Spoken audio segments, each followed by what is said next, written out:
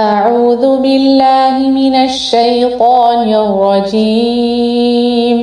بسم الله الرحمن الرحيم.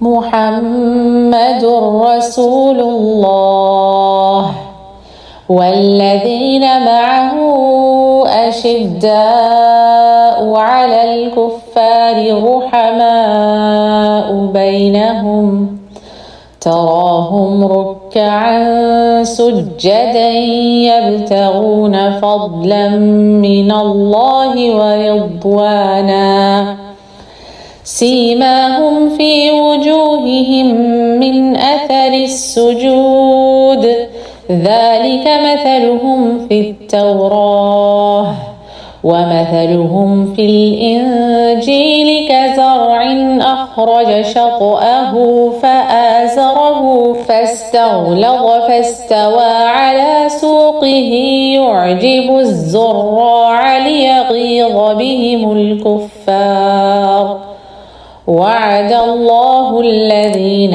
آمنوا وعملوا الصالحات منهم مغفرة وأجرا عظيما. اعوذ باللہ من الشیطان الرجیم. بسم اللہ الرحمن الرحیم. رب اشرح لی صدری ویسر لی امری واحلل عقدۃ من لسانی یفقهوا قولی. ربنا زدنا علما اللہم فقہنا فی الدین. ربی یسر ولا تعسر وتمم بالخیر. الحمدللہ اپنے کچھ کلاسز میں ہم نے حضرت علی رضی اللہ تعالیٰ عنہ جو کہ خلفائے راشدین میں چوتھے نمبر پر ہیں ان کے خصوصیات اور مناقب کے بارے میں پڑھا اور ان کی زندگی کے مختلف واقعات کے بارے میں. تو آج ہم مزید اسی سلسلے کی کچھ اور چیزیں دیکھیں گے اور پھر حضرت علی رضی اللہ تعالیٰ عنہ کی زندگی کے آخری ایام کے بارے میں کچھ تھوڑا سا تذکرہ انشاءاللہ اس کلاس میں ہوگا. تو حضرت علی رضی اللہ تعالیٰ عنہ کا دور خلافت جیسا کہ ہم نے شروع میں پڑھا تھا 35 سے 40 ہجری تک کا ہے اور اس دوران میں کئی جنگیں ہوئیں لیکن زیادہ تر جو جنگیں ہوئیں وہ ان کی صورت جو ہے وہ داخلی خانہ جنگی کی نظر آتی ہے. کچھ ایسے فتنے تھے, کچھ ایسے مسائل تھے جس کے لیے حضرت علی رضی اللہ تعالیٰ عنہ نے جو جنگیں کی ان میں سے کچھ خاص جنگوں کا تذکرہ ہم پڑھیں گے, مختصراً پڑھیں گے کیونکہ ظاہر ہے ہمارے اس کلاس کا مقصد تاریخ پڑھنا نہیں ہے بلکہ مناقب اور صفات سے سبق حاصل کرنا ہے. تو حضرت علی رضی اللہ تعالیٰ عنہ جیسا کہ ہم دیکھتے ہیں اور مختلف واقعات سے بھی یہ بات ثابت ہے کہ ایک بہت بہادر شخص تھے اور جنگ تبوک کے علاوہ حضور اکرم صلی اللہ علیہ وسلم کے ساتھ ہونے والی ہر جنگ میں انہوں نے حصہ لیا. اور اسی طرح سے خلفائے راشدین کے دور میں یعنی کہ حضرت ابوبکر رضی اللہ تعالیٰ عنہ, عمر رضی اللہ تعالیٰ عنہ اور عثمان رضی اللہ تعالیٰ عنہ کے دور میں بھی جب کبھی ان کی ضرورت محسوس ہوئی انہوں نے کبھی بھی اپنے آپ کو پیچھے نہیں رکھا اور بڑھ چڑھ کر اپنی بہادری کے جوہر دکھائے. تو سب سے پہلی جو جنگ ہوئی حضرت علی رضی اللہ تعالیٰ عنہ کی وہ 36 ہجری میں جنگ جمل کے نام سے موسوم ہے اور یہ بصرہ کے مقام پر ہوئی عراق میں. اور ایک طرف حضرت علی رضی اللہ تعالیٰ عنہ کی فوج تھی اور دوسری طرف حضرت طلحہ رضی اللہ تعالیٰ عنہ, زبیر رضی اللہ تعالیٰ عنہ, عائشہ رضی اللہ تعالیٰ عنہ کی فوج تھی. اور اس کی وجہ یہ تھی کہ حضرت عثمان رضی اللہ تعالیٰ عنہ کے قاتلوں کو سزا دینے کا مطالبہ کیا جا رہا تھا اور خلافت کے بارے میں اختلاف تھا. تو یہ مطالبہ کیا تھا کہ ایک طرف کے لوگ یہ چاہتے تھے کہ فوری طور سے ان سے قصاص لیا جائے اور دوسری طرف حضرت علی رضی اللہ تعالیٰ عنہ کچھ مصلحتوں کی بنا پر اس مسئلے کو مؤخر کرنا چاہتے تھے تاکہ امن و امان ایک بار قائم ہو جائے اور پھر قاتل کو پکڑا جائے اور اس سے قصاص لیا جائے. تو اس طرح سے رائے کا اختلاف تھا جس کے نتیجے میں یہ جنگ پیش آئی اور اس میں حضرت علی رضی اللہ تعالیٰ عنہ کی فتح ہوئی. حضرت طلحہ اور زبیر رضی اللہ تعالیٰ عنہ شہید ہو گئے اور حضرت عائشہ رضی اللہ تعالیٰ عنہ کو بس بہت احترام کے ساتھ, بہت اہتمام کے ساتھ خود حضرت علی رضی اللہ تعالیٰ عنہ نے مدینے پہنچوایا. پھر سن 37 ہجری میں جنگ صفین پیش آئی، اور جس میں حضرت علی رضی اللہ تعالیٰ عنہ اور ان کی افواج ایک طرف تھیں اور دوسری طرف شام کے گورنر امیر معاویہ رضی اللہ تعالیٰ عنہ تھے، اور اس کی بھی وہی وجہ تھی کہ عثمان رضی اللہ تعالیٰ عنہ کے قصاص کا مطالبہ تھا، اور اس وقت پر تحکیم کا واقعہ پیش آیا جس میں ثالثی پر معاملہ چھوڑا گیا کہ کس طرح سے جو ہے اس جنگ کا فیصلہ کیا جائے اور کس طرح اس معاملے کا فیصلہ کیا جائے۔ تو حضرت علی رضی اللہ تعالیٰ عنہ کی فوجوں کو برتری حاصل تھی، اور معاویہ رضی اللہ تعالیٰ عنہ کے لشکریوں نے کیا کام کیا کہ قرآن کے نسخے نیزوں پر بلند کر کے کہا کہ آؤ ہم قرآن کے مطابق فیصلہ کریں اور آپس میں جنگ نہ کریں۔ تو دونوں جانب سے ایک ایک نمائندہ مقرر ہوا، حضرت علی رضی اللہ تعالیٰ عنہ کی طرف سے ابو موسیٰ اشعری رضی اللہ تعالیٰ عنہ، اور حضرت معاویہ رضی اللہ تعالیٰ عنہ کی طرف سے عمر بن العاص رضی اللہ تعالیٰ عنہ، اور ان کا یہ مطالبہ تھا، نعرہ تھا کہ قرآن و سنت سے فیصلہ کریں کہ خلافت کا اصل حقدار کون ہے، اور دونوں کو ہٹانے کا فیصلہ کیا گیا کہ دونوں خلفاء کو ہٹا دیا جائے اور پھر ایک نیا خلیفہ چنا جائے۔ لیکن عمر بن عاص رضی اللہ تعالیٰ عنہ نے اس معاملے کو تھوڑا الگ ہی حکمت کے ساتھ لیا، اور جس کے نتیجے میں آخر میں کیا ہوا، نتیجہ بس ہم دیکھ لیتے ہیں، کیونکہ جنگ کی تفاصیل تو بہت زیادہ ہیں، اور پھر اگر ہم اس میں گئے تو پھر تاریخی واقعات کو پلٹتے پلٹتے ہمیں کئی سیشنز چاہیے ہوں گے۔ انشاءاللہ تعالیٰ اس سلسلے میں کچھ میری ریکارڈڈ ہیں، کچھ ریکارڈنگز ہیں، وہ انشاءاللہ تعالیٰ میں گروپ پہ آپ لوگ کو پوسٹ کر دوں گی، جس میں مزید تفصیلات ہیں جنگ صفین کے بارے میں، جنگ جمل کے بارے میں، اور آخر میں جنگ نہروان کے بارے میں۔ تو اس کو جس کو تاریخ سے دلچسپی ہے وہ آپ میں سے سن لے، اور جو لوگ مختصراً سننا چاہتے ہیں ان کو میں زیر بار نہیں کروں گی اپنے ان سیشنز میں۔ تو لہٰذا ہم آگے چلتے ہیں کہ اس میں اس جنگ کا یعنی جنگ صفین کا فیصلہ کیا ہوا۔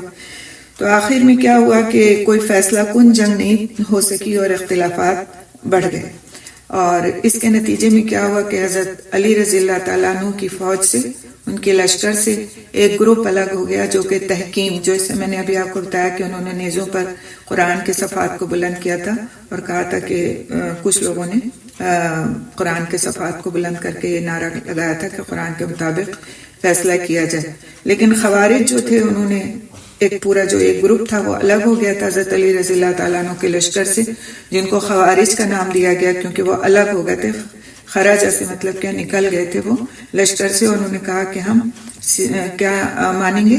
ان کا نعرہ کیا تھا کہ لا حکم الا اللہ، یعنی ہم حضرت اللہ تعالیٰ کے حکم کے سوا اور کوئی چیز کو نہیں مانیں گے، یعنی کہ لوگ جو کوئی فیصلہ کریں گے، ثالث جو کوئی بھی فیصلہ کریں گے، تھرڈ پارٹی جو کوئی بھی فیصلہ کرے گی، یعنی آربیٹریشن کو ہم نہیں مانیں گے۔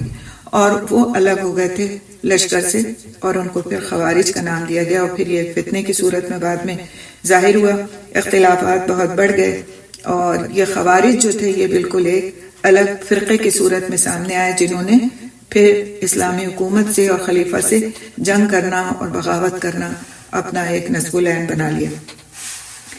آخر میں سن 38 ہجری میں نہروان، عراق میں جو جگہ ہے نہروان، وہاں پر ایک جنگ پیش آئی، اور یہ کس طرح کی جنگ تھی؟ حضرت علی رضی اللہ تعالیٰ عنہ اور خوارج کے بیچ کی یہ جنگ تھی، اور اس کی وجہ یہ تھی کہ خوارج کی جو انہوں نے بغاوت کی تھی اور مسلمانوں کے خلاف قتل و غارت گری کرنا انہوں نے شروع کی تھی۔ تو اس قتل و غارت گری کو روکنے کے لیے اور ان کی بغاوت پر قابو پانے کے لیے نہروان کی جگہ پر جو کہ عراق میں ہے، حضرت علی رضی اللہ تعالیٰ عنہ نے ان سے جنگ فرمائی، اور نتیجے میں خوارج کی شکست ہوئی۔ لیکن ابھی جیسا کہ ہم آگے انشاءاللہ تعالیٰ دیکھیں گے واقعات کی روشنی میں کہ کس طرح انہوں نے پھر اپنی اس شکست کا بدلہ لیا، اور اس شکست کا بدلہ آخر میں حضرت علی رضی اللہ تعالیٰ عنہ کی شہادت پر منتج ہوا، یعنی پھر اس کے نتیجے میں آخر میں جا کر حضرت علی رضی اللہ تعالیٰ عنہ کی شہادت کا واقعہ پیش آیا۔ تو امیر المومنین حضرت علی رضی اللہ تعالیٰ عنہ کا دین سے خارج ہونے والے فرقہ خوارج کے خلاف قتال اس بات پر بڑی قوی اور واضح دلیل ہے کہ انہوں نے اہل شام کے خلاف جو قتال کیا اس میں وہ بالکل صحیح رائے پر تھے، اور حضرت معاویہ رضی اللہ تعالیٰ عنہ کے مقابلے میں زیادہ حق کے قریب تھے۔ رسول اکرم صلی اللہ علیہ وسلم سے منقول ہے کہ مسلمانوں کا ایک فرقہ دین سے نکل جائے گا، اسے وہ لوگ قتل کریں گے جو دو گروہوں میں سے حق کے زیادہ قریب ہوں گے۔ تو اس قول کی روشنی میں اگر ہم دیکھیں تو حضرت علی رضی اللہ تعالیٰ عنہ کا فرقہ حضرت معاویہ رضی اللہ تعالیٰ عنہ کے فرقے کے مقابلے میں حق سے زیادہ قریب ہے، اور اس پر ایک اور دلیل حضرت عمار بن یاسر رضی اللہ تعالیٰ عنہ کی شہادت بھی ہے۔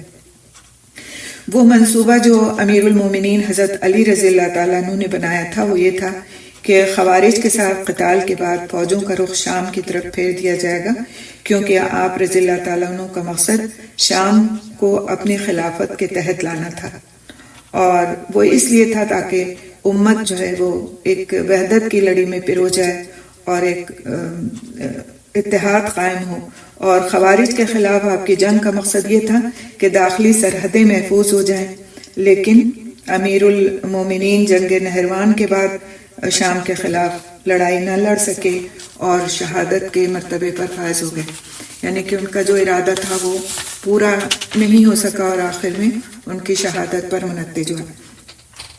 تو امیر المومنین حضرت علی رضی اللہ تعالیٰ عنہ جو تھے وہ ان حالات اور حوادث کا پامردی سے مقابلہ کرتے رہے۔ انہوں نے مصائب پر ہار نہیں مانی، اپنے لشکر کی ہمت بڑھانے کی تمام تر کوششیں وہ بروئے کار لائے، علم سے، دلیل سے، فصاحت و بلاغت سے انہوں نے کام لیا، دلیری اور غیرت کے جذبات جگائے، اور ان کا یہ مشہور خطبہ اس کی بہترین مثال ہے جو بہت سے دلائل سے بھرپور اور علم و بصیرت کا بڑا نادر مرقع ہے۔ انہوں نے فرمایا، اما بعد، جہاد جنت کے دروازوں میں سے ایک دروازہ ہے۔ اللہ تعالیٰ نے اسے اپنے خاص دوستوں یعنی اولیاء کے لیے کھول رکھا ہے۔ تقویٰ کا لباس اللہ تعالیٰ کی طرف سے بہت مضبوط اور محفوظ زرہ ہے، قابل اعتماد ڈھال ہے۔ جس نے اس سے بے رغبتی کی اور اسے چھوڑ دیا، اللہ تعالیٰ اسے ذلت کا لباس پہنا دے گا، اس پر آزمائش چھا جائے گی، وہ ذلت و خواری سے ہمکنار ہوگا، اس کے دل پر پردے تن جائیں گے۔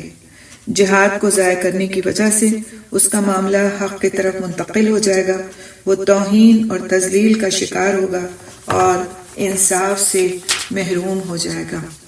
آج کے حالات میں اگر اس کو رکھ کر کے دیکھیں تو اس خطبے کا ایک ایک جملہ بالکل صداقت پر مبنی ہے، اور ہمیں نظر آ رہا ہے کہ کس طرح مسلمانوں کی ذلت ہو رہی ہے، اور ہم سوچتے ہیں کہ کیوں ہو رہی ہے، کیا کمی ہے مسلمانوں کے اندر۔ لیکن جہاد سے دوری اور دلوں کی پستی اور دلوں کی سستی اور دلوں کے اندر جو ایک کمزوری اور ریاکاری ہے وہ اس کا سبب ہے۔ امام طبری رحمۃ اللہ علیہ اپنی تاریخ میں فرماتے ہیں کہ سن 40 ہجری میں حضرت علی رضی اللہ تعالیٰ عنہ اور حضرت معاویہ رضی اللہ تعالیٰ عنہ کے درمیان صلح کے لیے خط و کتابت ہوئی، پھر مذاکرات ہوئے اور جنگ بندی کا اعلان ہوا۔ طے پایا کہ عراق میں حضرت علی رضی اللہ تعالیٰ عنہ کی حکومت ہوگی اور شام میں حضرت معاویہ رضی اللہ تعالیٰ عنہ کی، اور ان دونوں میں سے کوئی ایک دوسرے کے خلاف نہیں لڑے گا۔ تو اس بات پر ایک معاملہ طے ہو گیا کہ اس طرح ہوگا تاکہ آپس میں مسلمانوں کے درمیان کوئی خون ریزی نہ ہو۔ لیکن پھر اس کے بعد اور جو واقعات پیش آئے اس کو ہم دیکھیں گے انشاءاللہ تعالی۔ تو بعض احادیث جو رسول اکرم صلی اللہ علیہ وسلم کی نبوت کے دلائل میں شمار کی جاتی ہیں ان سے معلوم ہوتا ہے کہ حضرت علی رضی اللہ تعالیٰ عنہ کے لیے اللہ تعالیٰ کا فیصلہ یہی تھا کہ انہیں شہادت نصیب ہوگی۔ صحیح مسلم میں ابو ہریرہ رضی اللہ تعالیٰ عنہ سے مروی ہے کہ رسول اکرم صلی اللہ علیہ وسلم ابو بکر رضی اللہ تعالیٰ عنہ، عمر رضی اللہ تعالیٰ عنہ، عثمان رضی اللہ تعالیٰ عنہ، علی رضی اللہ تعالیٰ عنہ، طلحہ رضی اللہ تعالیٰ عنہ اور زبیر رضی اللہ تعالیٰ عنہ غار ہرا کی ایک چٹان پر کھڑے تھے کہ اچانک وہ حرکت میں آ گئی۔ تو رسول اکرم صلی اللہ علیہ وسلم نے اسے حکم دیا، پرسکون رہو، تم پر ایک نبی، ایک صدیق اور ایک شہید کھڑے ہیں۔ اور یہ شہید کون تھے؟ حضرت علی رضی اللہ تعالیٰ عنہ، جن کے بارے میں پیشن گوئی ہو گئی تھی کہ یہ شہادت کے درجے پر فائز ہوں گے۔ تو نہروان کے مارکے کی وجہ سے جو خوارج تھے ان کے دل و دماغ پر بڑی ضرب لگی تھی، کیونکہ ان کی ہار ہوئی تھی اور ان کو قتل کیا گیا تھا اور ان کی قوت ٹوٹ گئی تھی۔ لیکن انہوں نے اندر ہی اندر فتنہ انگیزی جاری رکھی تھی، کیونکہ یہ ایک فتنہ تھا، ایک بغاوت تھی، اور ان کا جو ایک بالکل ہی الگ ہی رجحان تھا، اور چونکہ لشکر کے لوگ تھے تو لڑنے میں بھی بڑے ماہر تھے، اور پھر انہوں نے اپنا بہت زیادہ تبلیغ کی تھی، اپنے جو ان کی یعنی نظریہ تھا اس کی، اور اس کی وجہ سے انہوں نے ایک بڑی جماعت تیار کر لی تھی۔ تو جب باقاعدہ جنگ ہوئی اور یہ ہار گئے خوارج، تو ان کے دل و دماغ پر بڑی چوٹ لگی، اور ہر آنے والا دن ان کے لیے الم و حسرت میں اضافے کا موجب بن گیا۔ تو ان میں سے ایک بہت ہی شقی القلب گروہ حضرت علی رضی اللہ تعالیٰ عنہ کی جان لینے پر متفق ہو گیا۔ وہ کہتے تھے کہ ہمارے جو بھائی نہروان میں قتل ہوئے ہیں ان کا انتقام لیا جائے۔ اہل سیر اور مورخین کی ایک مشہور روایت کے مطابق تقریباً اس بات پر جن کا اجماع ہے وہ یہ کہ حضرت علی رضی اللہ تعالیٰ عنہ کی جو شہادت ہے وہ خارجیوں کے ہاتھوں ہوئی، اور اس کا مقصود یہ تھا کہ نہروان کے مارکے میں قتل ہو جانے والے خوارج کا انتقام لیا جائے۔ تو ابن ملجم اور اس کے ساتھیوں کی داستان یہ ہے کہ ابن ملجم، اب کن لوگوں نے شہادت کا پروگرام بنایا تھا، ان کے قتل کرنے کا پروگرام بنایا تھا، اور کس کس کو قتل کرنے کا پروگرام بنایا تھا، اس کو ہم دیکھیں گے کہ ابن ملجم اور اس کے ساتھیوں کی داستان یہ کہ ابن ملجم برق بن عبداللہ اور عمر بن بکر التمیمی، 3 لوگ ایک جگہ اکٹھا ہوئے۔ انہوں نے آپس میں بحث کی کہ حکمران اچھے نہیں ہیں، پھر انہوں نے اہل نہروان کا ذکر کیا، ان کے لیے رحمت کی دعا کی، اور کہنے لگے ان لوگوں کے بعد اب ہمارے زندہ رہنے کا کیا فائدہ، یعنی اپنے ساتھیوں کے لیے جو مار دیے گئے تھے نہروان کے مارکے میں۔ ہمارے بھائی لوگوں کو اپنے رب کی عبادت کی دعوت دیتے تھے، اللہ کے بارے میں کسی ملامت کرنے والے سے نہیں ڈرتے تھے۔ اگر ہم اپنی جان قربان کر دیں اور گمراہی کے ائمہ کو قتل کر دیں، اب گمراہی کے ائمہ ان کے نزدیک کون لوگ تھے؟ اس میں حضرت علی رضی اللہ تعالیٰ عنہ بھی شامل تھے، حضرت معاویہ رضی اللہ تعالیٰ عنہ بھی شامل تھے۔ تو کہتے ہیں اللہ کے بارے میں وہ کسی ملامت کرنے والے سے نہیں ڈرتے تھے، یعنی ان کے جو ساتھی تھے خوارج کے۔ تو اگر ہم اپنی جان قربان کر دیں اور ان کو قتل کر دیں اور اہل وطن کی ان سے جان چھوٹ جائے تو اچھا ہوگا، اس طرح ہم اپنے بھائیوں کا انتقام بھی لے لیں گے۔ اس موقع پر ابن ملجم نے کہا، میں علی بن ابی طالب کے سلسلے میں اپنی خدمات پیش کرتا ہوں۔ برق بن عبداللہ نے کہا، معاویہ رضی اللہ تعالیٰ عنہ کی ذمہ داری میں اٹھاتا ہوں، یعنی ان کو میں قتل کروں گا۔ اور عمر بن بکر نے کہا کہ عمر بن العاص رضی اللہ تعالیٰ عنہ کو ٹھکانے لگانے کے لیے میں حاضر ہوں۔ انہوں نے پکا وعدہ کیا کہ ہم میں سے ہر ایک اپنے اپنے مطلوب کو قتل کرے گا یا خود مر جائے گا۔ انہوں نے اپنی تلواریں سنبھالی اور 17 رمضان کو ہر شخص اپنے مطلوبہ مقام کی طرف چل دیا، یعنی ان 3 نے مل کر کے ایک طرح سے 3 لوگوں کے قتل کا پروگرام بنایا، اور جن جن کو انہیں قتل کرنا تھا ان کی طرف نکل گئے۔ تو ابن الحنفیہ جو ہیں وہ آنکھوں دیکھا حال بیان کرتے ہیں حضرت علی رضی اللہ تعالیٰ عنہ کی شہادت کا، اور فرماتے ہیں کہ جس رات حضرت علی رضی اللہ تعالیٰ عنہ پر بڑی مسجد میں حملہ کیا گیا، میں اس رات ان بہت سارے لوگوں کی موجودگی میں نماز پڑھ رہا تھا جو دروازے کے قریب حالت نماز میں تھے، یعنی کہ پوری مسجد بھری ہوئی تھی اور دروازے کے قریب ان کو جگہ ملی ہوئی تھی، ابن الحنفیہ کو، محمد بن الحنفیہ کو۔ تو کہتے ہیں کہ میں جو دروازے کے قریب حالت نماز میں تھے وہاں پہ میں نماز پڑھ رہا تھا، تو ان میں سے کوئی قیام میں تھا، کوئی رکوع میں تھا، کوئی سجدے کی حالت میں تھا۔ اسی دوران میں حضرت علی رضی اللہ تعالیٰ عنہ فجر کی نماز کے لیے گھر سے نکلے، یعنی ابھی پہلے لوگ نوافل پڑھ رہے تھے تو حضرت علی رضی اللہ تعالیٰ عنہ فجر کی نماز کے لیے گھر سے نکلے۔ وہ حسب معمول آواز دیتے آ رہے تھے، اے لوگو آؤ نماز کی طرف، آؤ نماز کی طرف۔ وہ جو ہی مسجد کے دروازے کے پاس پہنچے تو مجھے ایک روشنی دکھائی دی۔ اس کے بعد میں نے سنا کہ کوئی کہہ رہا تھا، اے علی حکم صرف اللہ کا ہے، تیرا ہے نہ تیرے ساتھیوں کا۔ پھر مجھے ایک تلوار بھی نظر آئی، میں نے ایک مرتبہ پھر نگاہ ڈالی تو علی رضی اللہ تعالیٰ عنہ کو کہتے ہوئے سنا کہ یہ آدمی جانے نہ پائے۔ لوگوں نے ہر طرف سے اس کا گھیراؤ کر لیا اور وہ پکڑا گیا، حضرت علی رضی اللہ تعالیٰ عنہ کی خدمت میں پیش کیا گیا۔ لوگوں کے ساتھ میں بھی آگے بڑھا، میں نے حضرت علی رضی اللہ تعالیٰ عنہ کو سنا، وہ فرما رہے تھے جان کے بدلے جان، اگر میں فوت ہو جاؤں تو اسے اسی طرح قتل کر دیا جائے جس طرح اس نے مجھے قتل کیا ہے، اور اگر میں زندہ رہا تو یہ معاملہ میں خود دیکھ لوں گا۔ بیان کیا جاتا ہے کہ جب یہ سانحہ ہوا تو لوگ گھبرائے ہوئے حضرت حسن رضی اللہ تعالیٰ عنہ کے پاس آئے۔ لوگوں نے ابن ملجم کو پکڑ رکھا تھا۔ کلثوم بنت علی رضی اللہ تعالیٰ عنہ بہت رو رہی تھیں۔ انہوں نے روتے ہوئے کہا کہ اے اللہ کے دشمن، اللہ تمہیں رسوا کرے۔ وہ کہنے لگا تم کس پر روتی ہو؟ اللہ کی قسم میں نے یہ تلوار 1000 درہم میں خریدی اور 1000 درہم خرچ کر کے اسے زہر آلود کیا۔ یہ ضرب جو میں نے ان پر لگائی ہے اگر پورے شہر کے لوگوں پر بھی لگاتا تو ان میں سے ایک شخص بھی نہ بچتا۔ عبداللہ بن مالک رضی اللہ تعالیٰ عنہ سے روایت ہے کہ جس روز حضرت علی رضی اللہ تعالیٰ عنہ زخمی ہوئے، بہت سارے اطباء یعنی جو ڈاکٹرز تھے اس وقت کے وہ جمع ہوئے۔ ان میں سے ایک ماہر طب اسیر بن عمر والسکونی نے ایک بکری کا تازہ پھیپڑا لیا، اس میں سے ایک رگ نکالی اور اسے حضرت علی رضی اللہ تعالیٰ عنہ کے دماغ کے زخم کی جگہ داخل کیا، پھر اس میں رگ میں پھونک ماری اور باہر نکال لی۔ دیکھا تو اس میں دماغ کی سفیدی بھی لگی ہوئی تھی۔ اس کا مطلب یہ تھا کہ چوٹ دماغ کے اندر دور تک اثر انداز ہوئی ہے۔ اپنا اس وقت کا طریقہ تھا، ظاہر ہے آج کے سرجری کے طریقے الگ ہیں، اس وقت کے مرض کو سمجھنے کے اور سرجری کے طریقے الگ تھے۔ تو طبیب نے کہا کہ اب آپ کا فوت ہونا یقینی ہے، یعنی جب اس نے اس طرح کا ایک ٹیسٹ کر لیا تو اس نے کہا کہ وہ آپ کا بچنا ممکن نہیں ہے۔ کہا جاتا ہے کہ جندب بن عبداللہ حضرت علی رضی اللہ تعالیٰ عنہ کی خدمت میں آئے اور ان سے پوچھا ہے امیر المومنین، اللہ نہ کرے اگر آپ فوت ہو جائیں تو کیا ہم حضرت حسن رضی اللہ تعالیٰ عنہ کی بیعت کر سکتے ہیں؟ آپ رضی اللہ تعالیٰ عنہ نے فرمایا نہ میں تمہیں اس کا حکم دیتا ہوں نہ اس سے منع کرتا ہوں، تم خود زیادہ بہتر سمجھ سکتے ہو۔ یعنی اپنے بیٹے کے حق میں انہوں نے خلافت کی وصیت نہیں کی اور اس بات کو لوگوں کے مشورے پر چھوڑا، جیسا کہ دوسرے خلفاء کے معاملے میں بھی آپ نے دیکھا کہ کسی بھی خلیفہ نے اپنے بیٹے یا اپنے کسی اولاد کے بارے میں وصیت نہیں کی تھی۔ امیر المومنین حضرت علی رضی اللہ تعالیٰ عنہ نے حسن رضی اللہ تعالیٰ عنہ اور حسین رضی اللہ تعالیٰ عنہ کو بلایا اور فرمایا میں تم دونوں کو تقوی اختیار کرنے کی وصیت کرتا ہوں۔ اب آپ دیکھیں کہ کون سا وقت ہے، یہ ان کا وقت آخر ہے، شہادت یقینی ہے، اور اولاد کو وصیت کیا فرما رہے ہیں۔ ایسے موقعوں پر عام حالات میں کیا وصیت کی جاتی ہے؟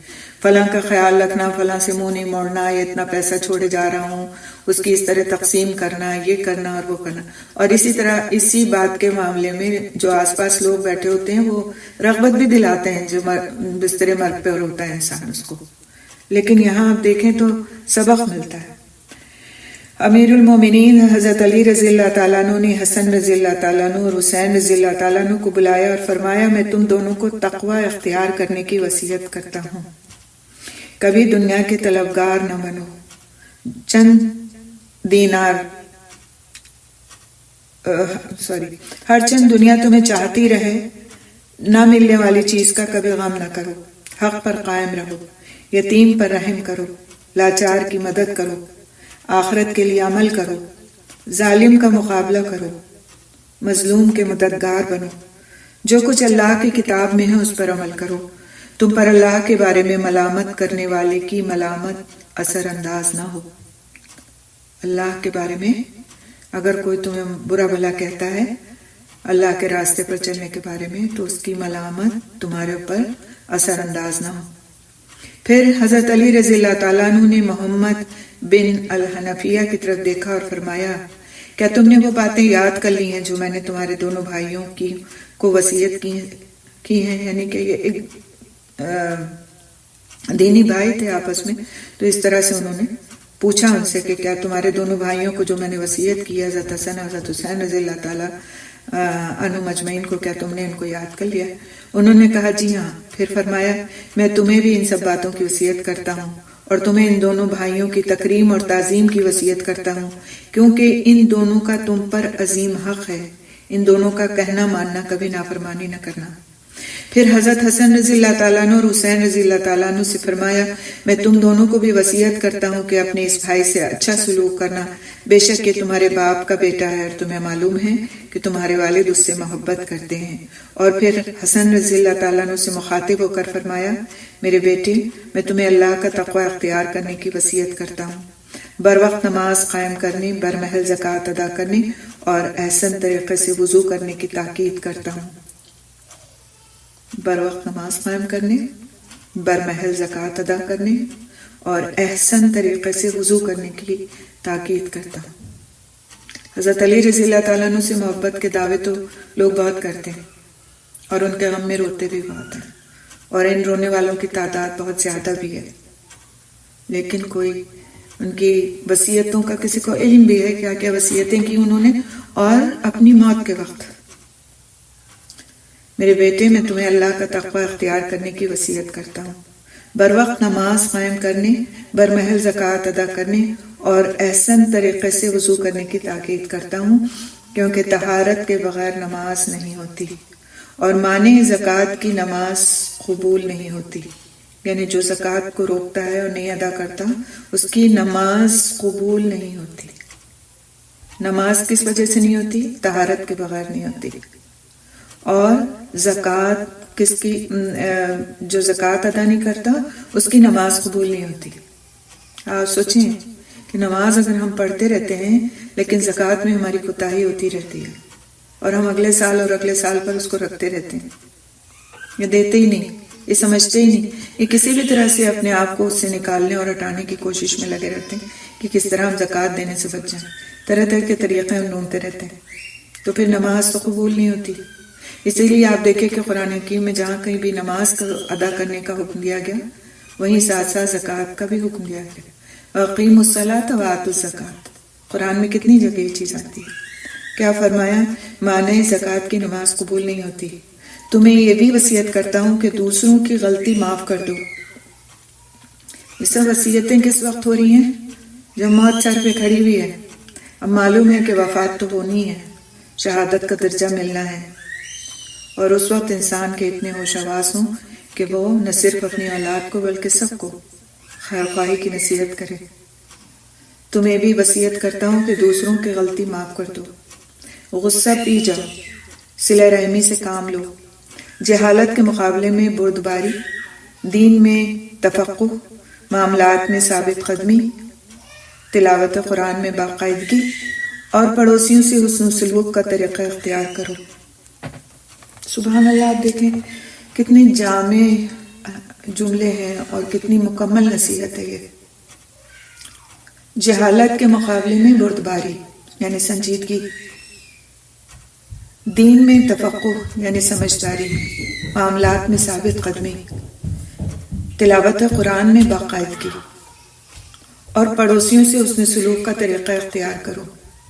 نیکی کا حکم دو، برائی سے روکو اور فواحش سے دور بھاگو، یعنی کوئی بھی فحش چیز ہے اس کو دیکھنا، سننا، اس کو اختیار کرنا، ان سے تم خالی دور رہو نہیں، دور بھاگو، یعنی بالکل بھی کسی طرح کی قربت نہ ہو تمہاری۔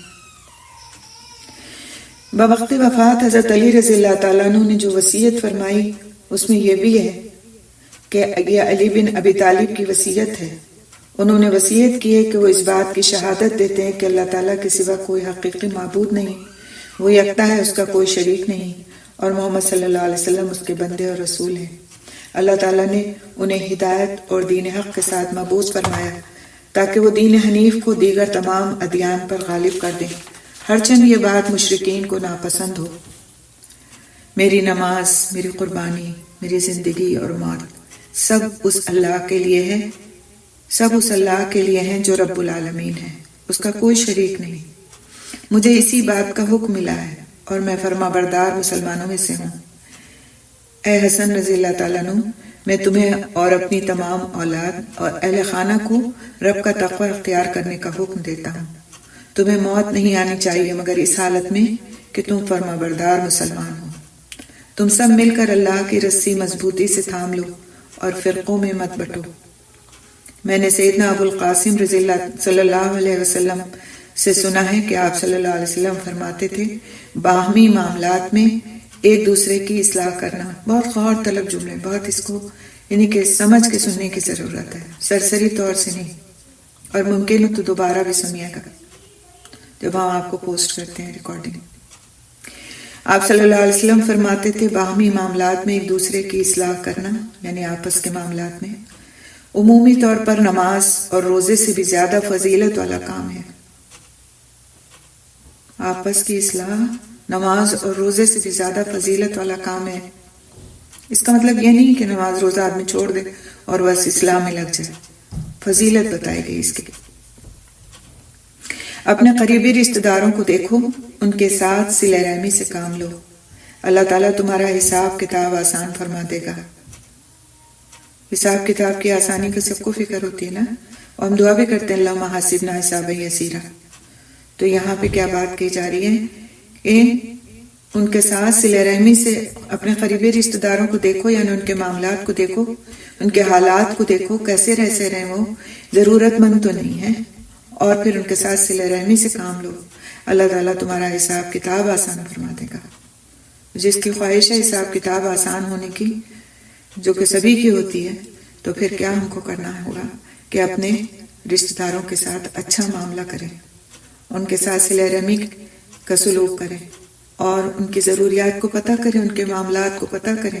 یہ نہیں کہ ہم غافل بیٹھیں، دنیا بھر میں تو ہم سخاوت اور صدقہ کر رہے ہیں، لیکن ہمارے جو قریبی بیٹھے ہوئے ہیں ان کے ساتھ ان کا ہمیں آتا ہی پتہ کچھ نہیں کہ وہ کن حالات میں زندگی گزار رہے ہیں.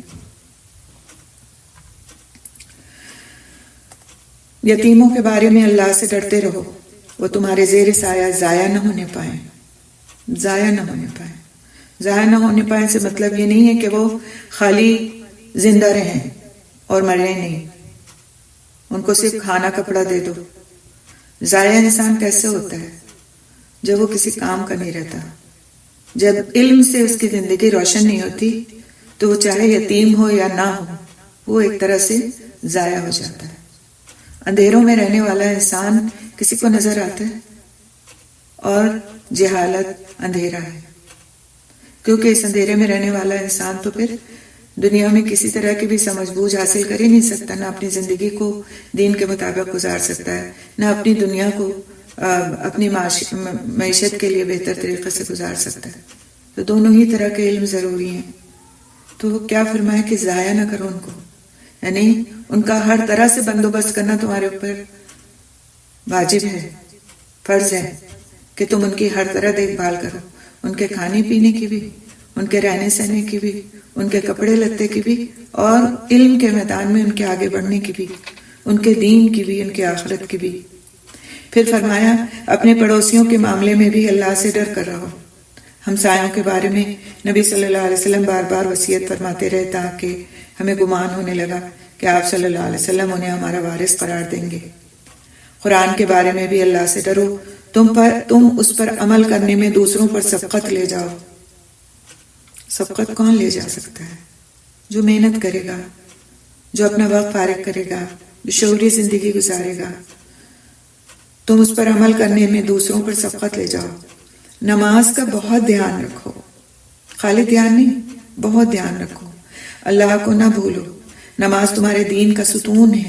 اللہ کی راہ میں اپنے مال اور جان سے جہاد کرو. زکوٰۃ کے بارے میں اللہ سے ڈرتے رہنا. زکوٰۃ اللہ کا غصہ بجھانے والی چیز ہے. اللہ کا غصہ بجھانے والی چیز ہے. اپنے نبی صلی اللہ علیہ وسلم کے متعلق اللہ سے ڈرو.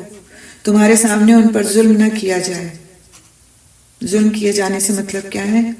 کہ نہ ان کو برا بھلا کہا جائے، اور نہ ان کی سنتوں کو پامال کر کے بدعتوں کو اختیار کیا جائے. یہ بھی ظلم کا ایک طریقہ ہے. تمہارے سامنے ان پر ظلم نہ کیا جائے. اپنے نبی صلی اللہ علیہ وسلم کے اصحاب کرام کے بارے میں بھی اللہ سے ڈرو. رسول صلی اللہ علیہ وسلم نے ان کے بارے میں خیر و بھلائی کی وصیت فرمائی ہے. فقراء و مساکین کا خیال رکھو. اپنی معیشت میں انہیں بھی شریک کرو. اپنے زیر دست لوگوں کا خیال رکھو، یعنی جو لوگ تمہارے ماتحت ہیں ان سب کا خیال رکھو.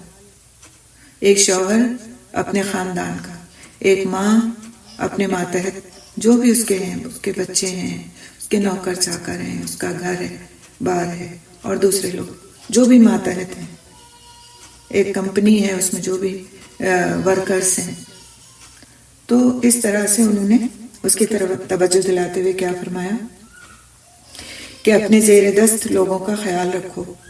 نماز کا بہت توجہ سے اہتمام کرو. اور دیکھیں دوسری بات نماز کا بہت توجہ سے اہتمام کرو، اللہ کے بارے میں کسی ملامت کرنے والے کی ملامت کی پرواہ نہ کرو، لوگوں سے اچھے لب و لہجے میں بات کرو۔ کیسے بات کرو لوگوں سے؟ اچھے لب و لہجے میں، نرمی کے ساتھ، اخلاق کے ساتھ، اس طرح کے لوگ کسی کا دل نہ دکھے، تمہاری بات چیت کا انداز ہونا چاہیے۔ بہت سے لوگ کہتے ہیں نا ہم تو بہت صاف گو ہیں، جو ہمارے دل میں ہوتا ہے ہماری زبان پہ ہوتا ہے، تو ایسی صاف گوئی جو ہے ہمارے دین میں اس کی کوئی وقت نہیں ہے، ایسی صاف گوئی کی بات کو اس انداز سے دوسرے سے کہنا کہ اس کو اپنی غلطی بھی سمجھ میں آ جائے اور اس کا دل بھی نہ دکھے، یہ بڑی حکمت کی بات ہے۔ تو لب و لہجہ ایسا نہیں ہونا چاہیے کہ دوسرے کا دل دکھا جائے۔ لوگوں سے اچھے لب و لہجے میں بات کرو، جیسا کہ اللہ تعالیٰ نے تمہیں اس کا حکم دیا ہے۔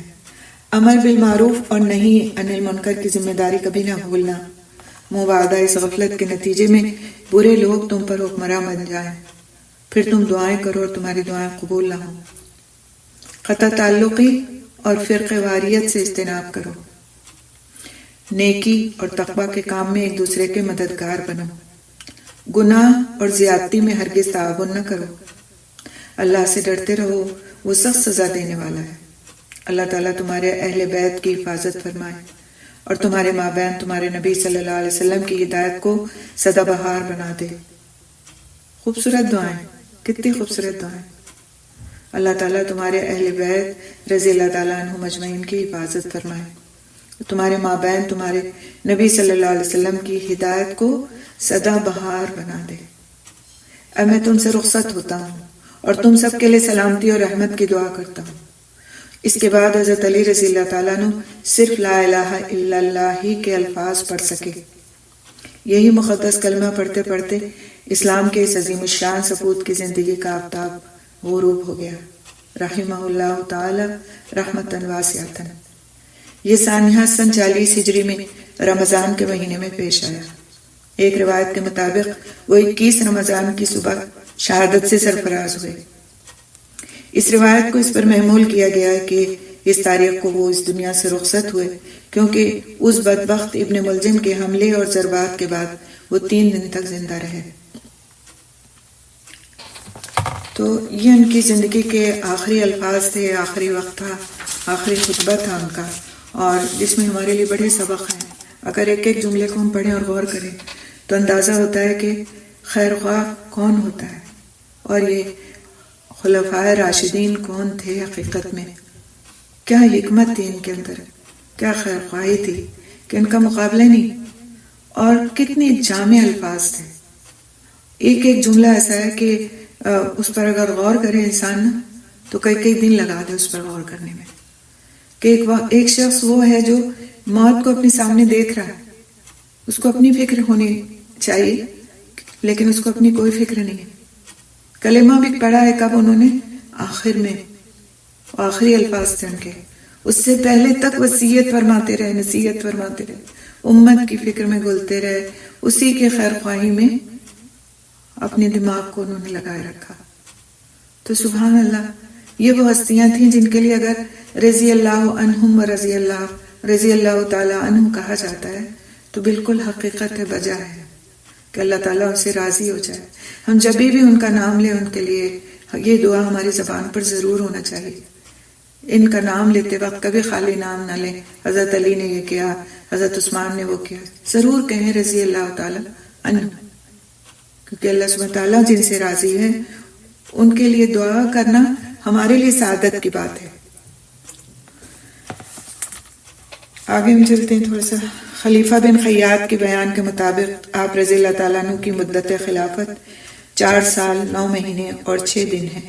بعض نے 3 دن اور بعض نے 14 دن لکھا ہے۔ ایسا لگتا ہے کہ ان کی مدت خلافت 4 سال 9 مہینے اور 3 دن ہے، کیونکہ 35 سن ہجری کے ماہ ذوالحجہ کی 18 تاریخ کو آپ کی بیعت خلافت لی گئی تھی اور آپ رضی اللہ تعالیٰ عنہ کی شہادت سن 40 ہجری ماہ رمضان کی 21 تاریخ کو ہوئی۔ حضرت حسن اور حسین اور عبداللہ بن جعفر رضی اللہ تعالیٰ عنہ نے امیر المومنین حضرت علی رضی اللہ تعالیٰ عنہ کو غسل دیا۔ 3 کپڑوں میں آپ کی تکفین ہوئی جس میں قمیص شامل نہیں تھی۔ خلیفہ وقت ہے، 3 یا 10 کپڑوں میں بھی کفن دیا جا سکتا تھا، لیکن اپنے لیے تو کچھ رکھا ہی نہیں نا لوگوں نے۔ 3 کپڑوں میں آپ کی تکفین ہوئی جس میں قمیص شامل نہیں تھی۔ حضرت حسن بن علی رضی اللہ تعالیٰ عنہ نے ان کی نماز جنازہ پڑھائی۔ انہوں نے 4 تکبیرات پڑھی اور بغیر سند کی ایک روایت کے مطابق 9 عدد تکبیرات پڑھی۔ یعنی ایک ایسی بھی روایت ملتی ہے جس کی سند سے ثابت نہیں ہے کہ انہوں نے 9 تکبیرات بھی پڑھی، لیکن زیادہ جو راجح ہے وہ یہی کہ انہوں نے 4 تکبیرات کے ساتھ ان کی نماز جنازہ ادا فرمائی۔ یہاں سے ایک اور بھی چیز پتہ چلتی ہے کہ ان کے اپنے بیٹے نے ان کی نماز جنازہ پڑھائی۔ آج ہم میں سے کتنے لوگ ایسے ہیں کہ جن کے بیٹے اس بات کے لیے تیار ہیں کہ کل کو ان کے والدین کا اگر انتقال ہو جائے تو ان کی نماز جنازہ وہ خود پڑھا سکیں۔ کتنوں نے ہم میں سے تیار کیا ہوا اپنے بیٹوں کو اس کام کے لیے؟ کتنوں نے سکھائی ہوئی ہے جنازے کی دعا اپنے بچوں کو، جنازے کی نماز کا طریقہ اپنے بچوں کو؟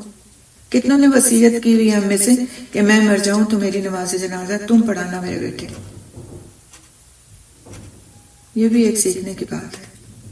آج ہم اپنی اولاد کو بہت ساری چیزوں کی تیاری کراتے ہیں، لیکن ہم اپنی آخرت کے لیے ان کو صدقہ جاریہ بنانے کی تیاری میں کوتاہی کر جاتے ہیں، جو ہمارے اپنے حق میں برا ہے۔ تو جب ہم یہ واقعات پڑھتے ہیں نا تو خالی ہم اس بات پر نہ روئیں کہ اچھا ان کے بیٹے نے پڑھائی تھی تو ان پہ کیا گزر رہی ہوگی اس وقت، یہ اس سے سبق لیں کہ اس میں ہمارے کرنے کا کیا کام ہے، ہمیں کیا کرنا ہے، کیسی تیاری کرانی ہے اپنے بچوں کو کہ کل کو ہم مر جائیں تو ہماری اولاد ہمارے لیے ہاتھ اٹھا کے دعا کر سکے، اس کو وہ دعائیں آتی ہوں جو والدین کے لیے ان کی مغفرت کے لیے کی جانی چاہیے۔ ان کو استغفار کی دعائیں سکھائیں۔ ان کو پتہ ہونا چاہیے کہ جب ان کے والدین اس دنیا سے چلے جائیں گے تو قبر میں ان کے ساتھ معاملہ کیا ہوگا، تو اس وقت کے لیے انہیں کیا کرنا ہے اپنے والدین کے لیے۔ کیا اس وقت کو صرف دوسروں سے کے ساتھ ہمدردی کرتے ہوئے اور بانٹتے ہوئے گزارنا ہے، یا پھر اس وقت پر ان کے لیے کچھ کرنا بھی ہے؟ مجھے یاد ہے کہ میرے دادا کا جب انتقال ہوا اس وقت میں گریڈ 8 میں تھی، تو مجھے اچھی طرح سے یاد ہے واقعہ۔ ہارٹ فیل ہو گیا تھا ان کا اور وہ دوسرے شہر میں رہتے تھے، اور اس وقت اس طرح کے سیل فونز کی اور باقی چیزوں کی سہولتیں بھی نہیں تھیں، لہٰذا جس وقت میرے والد کا یہ دستور تھا کہ جب سے وہ بیمار رہنے لگے تھے اور وہ بھی ڈاکٹر تھے، تو ان کی ایک خواہش تھی کہ نہیں وہ اپنے ہی گھر میں رہیں گے۔ 2 سال لا کر کے بہت کہہ سن کے ہم نے ان کو اپنے پاس رکھا، لیکن پھر بھی ان کی یہ خواہش تھی کہ نہیں میں کرنا چاہتا ہوں اپنی زندگی میں، اب میں ٹھیک ہوں اور میں اپنے کام سے لگا رہنا چاہتا ہوں، اسے چھوڑنا نہیں چاہتا۔ خیر ان کی خواہش کے مطابق وہ دوبارہ اپنے شہر میں منتقل ہو گئے۔ ان کے لیے باقاعدہ نوکر جا کر سب چیزوں کا انتظام کر دیا گیا۔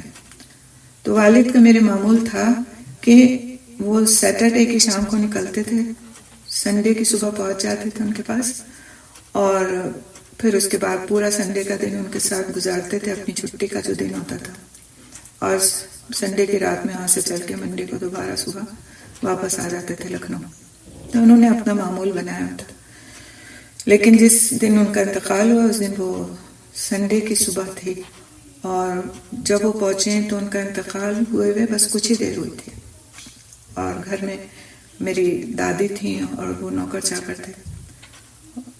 تو بہرحال وہ سانیہ ہونا تھا، ہو گیا، موت تو برحق ہے، بہرحال ہارٹ فیل تھا، لہٰذا پہلے سے کسی کو اور پتہ بھی نہیں تھا کہ کیا ہونے والا ہے۔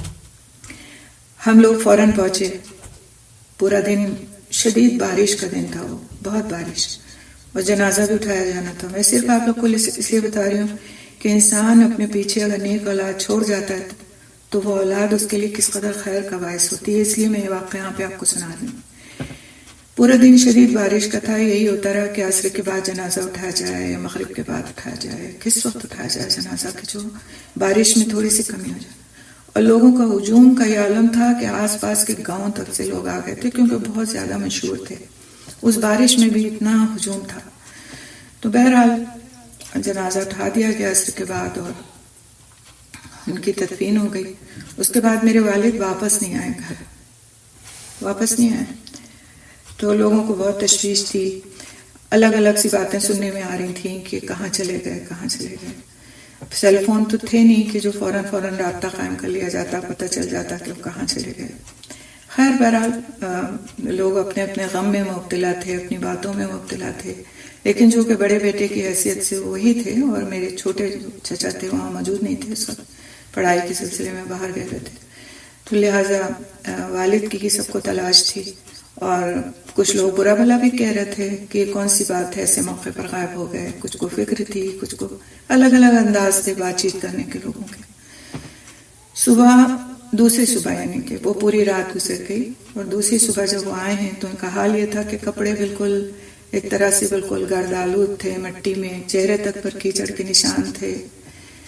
تو آتے ہی ان پر ایک سوالات کی بوچھار ہوئی کہ آپ کہاں چلے گئے تھے. تو انہوں نے جواب جو دیا وہ آج تک ہمارے دلوں پر نقش ہے کہ وہ میرے والد کی قبر میں پہلی رات تھی، اور ان کا سب سے زیادہ حق تھا کہ میں اولاد ہونے کے ناطے ان کے لیے دعائیں مغفرت کروں، اور یہ پوری رات میں نے اسی کام میں گزاری. تو سبحان اللہ، میں سوچتی ہوں کہ واقعی یہ ہوتی ہے حقیقی محبت. یہ حقیقی محبت نہیں ہوتی کہ لوگ بیٹھ کر کے جہاں جس کا انتقال ہوتا ہے وہاں بیٹھ کے دعوتیں کھاتے ہوتے ہیں، باتیں کرتے ہوتے ہیں، وقت گزاری کر رہے ہوتے ہیں، اور اپنی جس کو کہتے ہیں اپنے جھوٹے غم کا اظہار کر رہے ہوتے ہیں. کچھ کو تو حقیقت میں غم ہوتا ہے، لیکن کچھ صرف اس طرح سے اظہار کر رہے ہوتے ہیں کہ گھر والے جو ہیں وہ بیچارے خاموشی نہ ہو پائیں، روتے ہی رہ جائیں، ان کی آنکھوں سے آنسو تھمے ہی نہیں. تو یہ حقیقی غم گساری یہ نہیں ہے. حقیقی غم گساری یہ ہے کہ جو چلا گیا اس کے حق میں دعا خیر کی جائے، اس کے لیے صدقہ کیا جائے، خیرات کیا جائے، ایسے کاموں پر غور کیا جائے جو اس کے لیے باعث خیر ہوں. کیونکہ قبر کی پہلی رات تو بہرحال آنی ہے نا، ہر ایک پر آنی ہے، اور وہ سب سے سخت رات ہے. کیونکہ رات یا دن جو بھی ہے، جس وقت میں بھی انسان کو دفن کیا گیا اس کے فوراً بعد یعنی کہ قدموں کی چاپ ختم نہیں ہوتی، جانے والوں کی سنائی دے رہی ہوتی ہے، اور منکر نکیر جو ہیں وہ سوال کرنے کے لیے آ جاتے ہیں. اور سب سے سخت وقت ہے.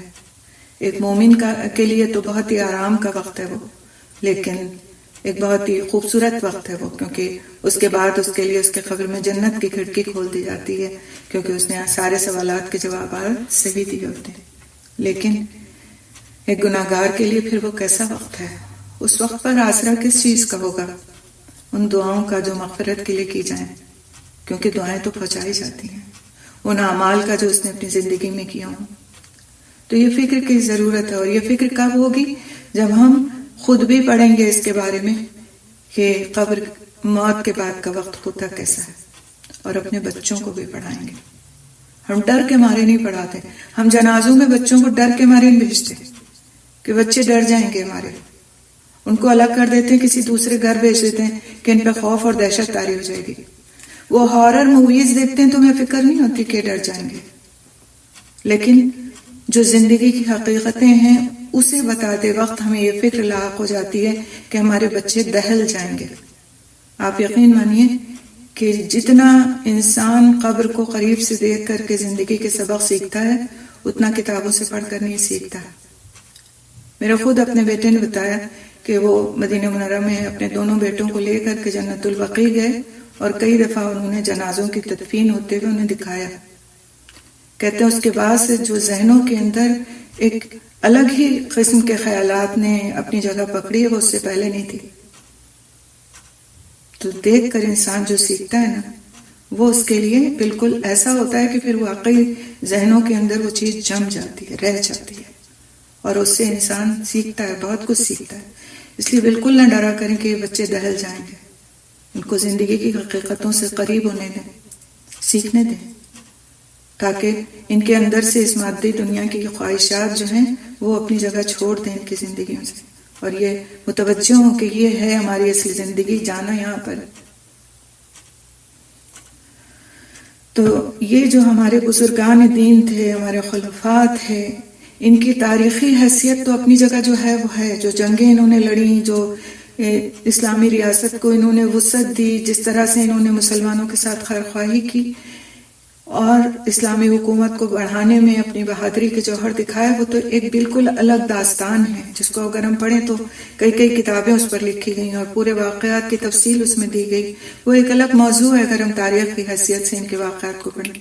لیکن چونکہ ہمارے اس کلاس کا جو ایک مقصد ہے وہ ہے سیکھنا اور عمل کو اپنی زندگیوں کے لیے عمل کی باتوں کو نکالنا، تو اس کے لیے ہم ان کے مناقب، ان کے فضائل، ان کے خصوصیات اور ان کی زندگی کے وہ واقعات پڑھتے ہیں جس سے ہم اپنے لیے عمل کے موتی چن سکیں اور اپنی زندگیوں کو ہم بہتر بنا سکیں. تو اسی کو دیکھتے ہوئے جو یہ واقعہ ہے ان کے وفات کے وقت کا اور اس وقت پہ جو انہوں نے نصیحتیں کی، جو خطبہ دیا، جو باتیں کی اپنی اولاد کے ساتھ، اور پھر ان کو آگے کے لیے جس طرح سے راستہ سجایا، سبحان اللہ، وہ ایسا ہے کہ اس سے ہم بہت کچھ سیکھ سکتے ہیں اور اللہ تعالیٰ ہمیں توفیق دے کے ہم سیکھیں. تو ان کی قبر کی جگہ کے بارے میں علماء کا اختلاف ہے. امام ابن الجوزی نے اس بارے میں متعدد روایات نقل کرنے کے بعد کہا ہے کہ اللہ تعالیٰ ہی بہتر جانتا ہے کہ ان میں سے کون سا قول زیادہ صحیح ہے، اور اس میں سے کچھ روایات جو نقل کی گئی ہیں وہ یہ ہیں کہ حضرت حسن بن علی رضی اللہ تعالیٰ عنہ نے انہیں جامع مسجد کے نزدیک کھلی جگہ پر نماز فجر کے بعد دفن کر دیا. یہ جگہ کندہ کے ابواب کے قریب ہے. وہاں لوگوں نے فجر کی نماز پڑھی، پھر ان کے واپس جانے سے پہلے تدفین عمل میں آئی. اسی جیسی دوسری روایت میں کہ انہیں کوفہ میں قصر عمارت کے قریب جامع مسجد کے پاس رات کو دفن کیا گیا اور ان کی قبر کا مقام عام لوگوں کو معلوم نہیں ہے. تو یہ چیزیں جو اس میں روایات تھوڑی سی مختلف ہیں کیونکہ بہت زیادہ مشہور نہیں ہو سکی وہ جگہ، مشہور کی نہیں گئی، ہو تو جاتی کہ تاکہ لوگ جو ہیں پھر اس سے جا کر کے وہاں پر کوئی غلط کام نہ کریں. جب حضرت علی رضی اللہ تعالیٰ عنہ کی شہادت کا واقعہ پیش آ گیا تو اس وقت پہ حضرت حسن رضی اللہ تعالیٰ عنہ کا خطبہ جو ہے وہ بھی بڑا اہم ہے، اس کو بھی ہم دیکھتے ہیں انشاءاللہ. اور حضرت علی رضی اللہ تعالیٰ عنہ کی ایک مجسم تصویر ہمارے سامنے آ کر کھڑی ہو جاتی ہے. شہادت علی رضی اللہ تعالیٰ عنہ کے بعد حسن بن علی رضی اللہ تعالیٰ عنہ نے خطبہ دیا. انہوں نے فرمایا، گزشتہ کل تم سے ایک عظیم شخصیت جدا ہو گئی ہے. کیسی شخصیت؟ ایک عظیم شخصیت جدا ہو گئی ہے. علم و ادراک میں وہ اولین اور آخرین پر سبقت لے جانے والے تھے. رسول صلی اللہ علیہ وسلم انہیں جھنڈا دے کر روانہ فرماتے تھے، یعنی جنگوں کے وقت میں جھنڈا دے کر روانہ فرماتے تھے کہ وہ فتح حاصل کیے بغیر واپس نہیں آئیں گے. انہوں نے کوئی سونا چاندی پیچھے نہیں چھوڑا، صرف 700 درہم ہیں یہ انہوں نے اپنے گھر کے خادم کے لیے محفوظ فرمائے تھے. یعنی وہ 700 درہم بھی انہوں نے اپنی اولاد کے لیے نہیں بلکہ اپنے گھر کے خادم کے لیے محفوظ فرمائے تھے. تو اسی طرح سعد بن ابی وقاص رضی اللہ تعالیٰ عنہ کا تبصرہ بھی نظر آتا ہے ہم کو، بہت ہی سونے جیسے لفظوں والا. ربیعہ الجرشی سے روایت ہے کہ ایک آدمی کی حضرت علی رضی اللہ تعالیٰ عنہ کا ذکر ہوا. سعد بن ابی وقاص رضی اللہ تعالیٰ عنہ بھی وہاں موجود تھے. انہوں نے کہا، ارے کیا تم حضرت علی رضی اللہ تعالیٰ عنہ کا تذکرہ کر رہے ہو؟ ان کے 4 مناقب بہت معروف ہیں. مناقب یعنی ان کے خصوصیات بہت معروف ہیں. کاش ان میں سے ایک وصف ہی مجھ میں ہوتا. انہوں نے حمر النعم یعنی سرخ اونٹوں والی حدیث کا ذکر کیا اور فرمان نبوی سنایا کہ کل میں جھنڈا اس شخص کے ہاتھ میں دوں گا. پھر یہ فرمان نبوی سنایا کہ تم میرے لیے ایسے ہی ہو جیسے موسیٰ علیہ السلام کے ساتھ ہارون علیہ السلام کا درجہ ہے. اور آپ صلی اللہ علیہ وسلم کا یہ فرمان سنایا کہ میں جس کا مولا ہوں علی رضی اللہ تعالیٰ عنہ بھی اس کے مولا ہیں. اور مولا کا مطلب کیا ہے؟ دوست ہیں. میں جس کا دوست ہوں حضرت علی رضی اللہ تعالیٰ عنہ بھی اس کے دوست ہیں. تو یہ جو مولا علی کی بات ہے تو اس میں جو مولا علی کہا جاتا ہے اس کا ایک بالکل الگ میننگ نکالتے ہیں لوگ. وہ میننگ نہیں ہے یہاں پر. مولا سے مطلب ہے دوست، موالات سے مطلب ہے دوستی. ٹھیک ہے.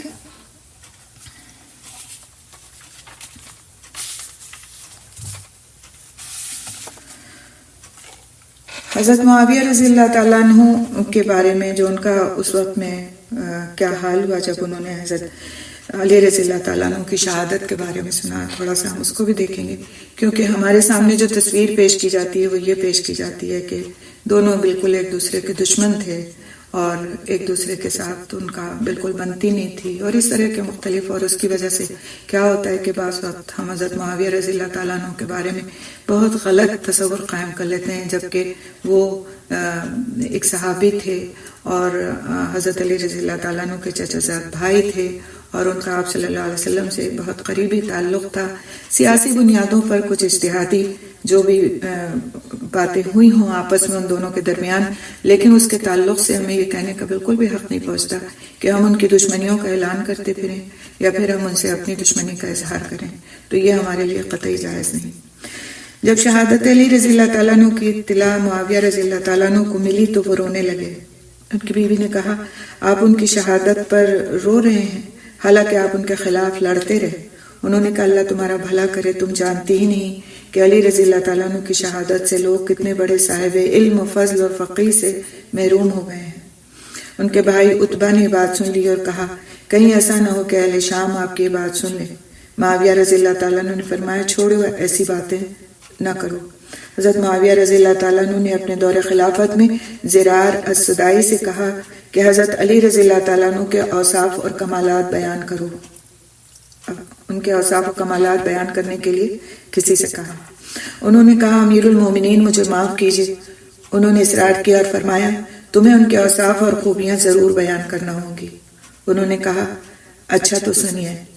حضرت علی رضی اللہ تعالیٰ عنہ انتہائی دور اندیش تھے، بہت بہادر انسان تھے، یعنی یہ جو صاحب تھے جو ہچکچا رہے تھے بتانے سے، تو انہوں نے سوچا کہ کہیں ان دونوں میں آپس میں جنگ ہو چکی ہے، یہ دونوں آپس کے مخالف ہیں، کہیں ایسا نہ ہو میں ان کی تعریفیں بیان کروں تو یہ پھر بعد میں مجھے اس کا کوئی ہرجانہ دینا پڑے، تو لہٰذا وہ تھوڑا ہچکچا رہے تھے۔ لیکن جب انہوں نے ان سے اصرار کیا کہ نہیں تم بیان کرو ان کے اوصاف اور خوبیاں، تو انہوں نے بیان کیا اور کہا، اچھا تو سنیے، حضرت علی رضی اللہ تعالیٰ عنہ انتہائی دور اندیش تھے، بہت بہادر انسان تھے، ہمیشہ فیصلہ کن بات کرتے تھے، عدل پر مبنی فیصلے دیتے تھے، علم ان کے پہلوؤں سے پھوٹتا تھا، حکمت و دانائی ان کے منہ سے بولتی تھی، دنیا اور اس کی زیب و زینت سے بڑی وحشت محسوس فرماتے تھے، رات کی خاموشی سے بہت مایوس تھے، طویل غور و فکر کرنے والے تھے، اللہ کے خوف سے آنسوؤں کی جھڑی لگی رہتی تھی، معمولی لباس پہنتے تھے، سادہ کھانا پسند فرماتے تھے،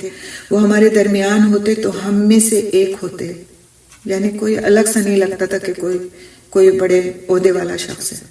جب ہم ان سے سوال کرتے تو جواب ضرور مرحمت فرماتے، اور کوئی استفسار کرتے یعنی کچھ پوچھتے تو ضرور جوابی طور پر مطلع کرتے تھے۔ ہم ان کا قرب حاصل کرنے کے باوجود ان کے روب کے باعث ان سے بات کرنے کی ہمت نہیں کرتے تھے۔ وہ دینداروں کی بہت عزت کرتے تھے، مساکین کو اپنے قریب بٹھاتے تھے، بڑے سے بڑا طاقتور شخص ان سے ناحق بات نہیں منوا سکتا تھا، کمزور ان کے عدل سے کبھی نا امید نہیں ہوتا۔ میں گواہی دیتا ہوں، میں نے اکثر انہیں دیکھا جب رات کا اندھیرا پھیل جاتا تھا، وہ اپنی داڑھی کو پکڑے سانپ سے ڈسے ہوئے انسان کی طرح انتہائی بے قراری سے بہت غمزدہ انسان کی مانند آنسو بہا رہے ہوتے تھے اور بار بار فرماتے تھے، اے دنیا چلی جا، کسی اور کو جا کر دھوکہ دے، دور جا، دور ہو جا، میں نے تجھے ایسی قطعی طلاق دے دی ہے کہ اب رجوع کا کوئی امکان نہیں، آزاد راہ قلیل ہے، سفر بہت بعید ہے اور راستے وحشتناک ہیں۔ یہ سن کر معاویہ رضی اللہ تعالیٰ عنہ رو پڑے اور کہا، اللہ تعالیٰ ابو الحسن پر اپنی رحمت نازل فرمائے، وہ بالکل ایسے ہی تھے جس طرح تم نے بیان کیا۔ اچھا ہے زرار، یہ بتاؤ کہ ان کی شہادت پر تمہارے غم کی کیا کیفیت ہے؟ اس نے کہا، میرا غم اس شخص جیسا ہے جس کا بچہ اس کی گود میں ہو اور اسے ذبح کر دیا جائے، یعنی اتنا زیادہ میرے اندر غم ہے۔ میں نے حضرت عمر بن عبد العزیز رحمۃ اللہ علیہ کہتے ہیں، جن کو 5واں خلیفہ راشد کہا جاتا ہے، میں نے رسول صلی اللہ علیہ وسلم کو خواب میں دیکھا کہ ابو بکر رضی اللہ تعالیٰ عنہ، عمر رضی اللہ تعالیٰ عنہ ان کے ساتھ بیٹھے ہوئے تھے۔ میں نے انہیں سلام کیا اور بیٹھ گیا۔ اسی دوران علی رضی اللہ تعالیٰ عنہ اور معاویہ رضی اللہ تعالیٰ عنہ کو لایا گیا، انہیں ایک گھر میں داخل کر دیا گیا اور پھر دروازہ بند کر دیا گیا۔ میں سب کچھ دیکھ رہا تھا۔ اچانک علی رضی اللہ تعالیٰ عنہ تیزی سے باہر آئے اور کہا، رب کعبہ کی قسم، میرے حق میں فیصلہ ہو گیا۔ بعد ازاں معاویہ رضی اللہ تعالیٰ عنہ تیزی کے ساتھ باہر آئے اور کہا رب کعبہ کی قسم مجھے بخش دیا گیا۔ ابن عساکر نے ابو ذرا رازی سے روایت کیا کہ ان میں سے ایک آدمی نے کہا میں معاویہ رضی اللہ تعالیٰ عنہ سے بغض رکھتا ہوں۔ انہوں نے پوچھا کیوں؟ اس نے کہا کیونکہ انہوں نے حضرت علی رضی اللہ تعالیٰ عنہ کے خلاف جنگ کی۔ تو ابو ذرا نے کہا اللہ تمہیں ہدایت دے، معاویہ کا رب رحیم ہے اور معاویہ کا مد مقابل رجل کریم ہے، تمہارا ان دونوں کے بیچ کیا دخل ہے؟ وہی بات کہ ہمارا کوئی دخل نہیں کہ ان کے درمیان جو کچھ بھی اختلافات تھے اس کو لے کر کے ہم ان کے بارے میں کوئی بات کریں۔ اللہ تعالیٰ نے جب ان کی بخشش کا فیصلہ فرما لیا، رضی اللہ عنہ مجمعین ان کے لیے کہہ دیا، تو سبحان اللہ، وہ بخشے بخشائے لوگ ہیں جن کو اللہ سبحانہ تعالیٰ نے جن سے اپنی رضا کا وعدہ فرمایا۔ ان سے اگر کوئی اس دنیا میں غلطیاں ہوئی بھی تو ان کا معاملہ ان کے رب کے ساتھ ہے، ان کا رب انشاءاللہ ان کی بخشش فرمانے والا ہے۔ حضرت حسن بصری رضی اللہ تعالیٰ عنہ سے حضرت علی رضی اللہ تعالیٰ عنہ کے بارے میں سوال کیا گیا تو انہوں نے فرمایا اللہ کی قسم، علی رضی اللہ تعالیٰ عنہ اللہ کے دشمنوں کے خلاف ٹھیک نشانے پر لگنے والا تیر تھے، وہ اس امت کے ربانی شخصیت تھے، وہ فضیلت اور سبقت الاسلام کے درجے پر فائز تھے، رسول اکرم صلی اللہ علیہ وسلم کے بہت قریبی قرابت دار تھے، اللہ تعالیٰ کے حکم پر عمل کرنے میں کبھی سست روی کا شکار نہیں ہوئے، اللہ کے دین کے معاملے میں ان پر کوئی ملامت نہیں تھی، نہ وہ اللہ کے مال میں کوئی ناجائز راستہ اختیار کرتے تھے، قرآنی احکام میں ہمیشہ راہ عظیمت اختیار کرتے تھے، بس یہ تھے علی بن ابی طالب رضی اللہ تعالیٰ عنہ۔ تو یہیں پر ہم رکتے ہیں، الحمدللہ ثم الحمدللہ۔ عشر مبشرہ صحابہ کرام رضی اللہ تعالیٰ عنہ مجمعین کا جو سلسلہ ہم نے شروع کیا تھا، الحمدللہ آج 4 خلفاء کا جو کہ خلفاء راشدین میں سے بھی ہیں، 4 صحابہ کرام کا تذکرہ ہمارا مکمل ہوا۔